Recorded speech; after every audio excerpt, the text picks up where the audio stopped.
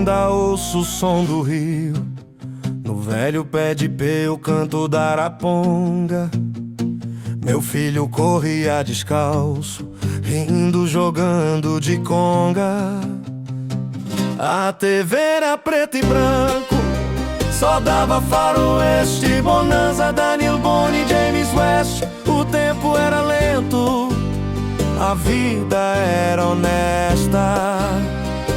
Não tinha luxo nem modernidade, tinha amor, tinha verdade. De Limeira a Araras, Rio Claro a Piracicaba, no lombo do meu cavalo, a gente era feliz sem saber do embaraço.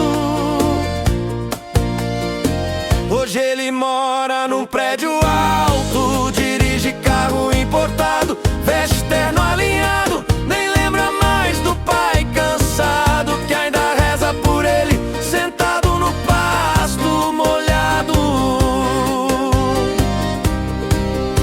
Eu hoje em Rio Claro caminho devagar, o Ribeirão ainda corre, mas o tempo não quer voltar. Meu coração calado no silêncio do sertão sente a ausência do filho que partiu sem dizer não.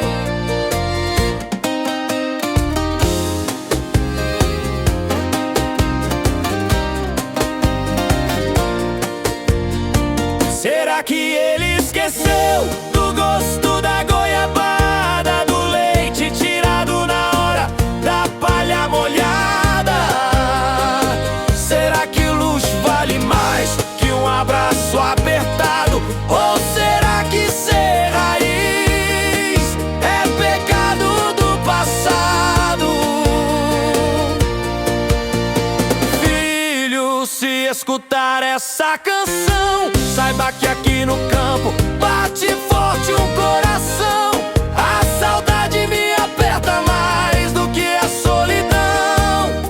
Eu não quero seu dinheiro, só um pai, cheguei e me dá a mão.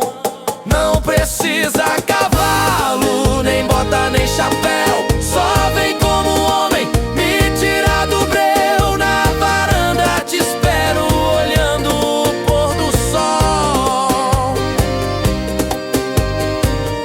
O tempo levou tudo, menos o nosso lençol.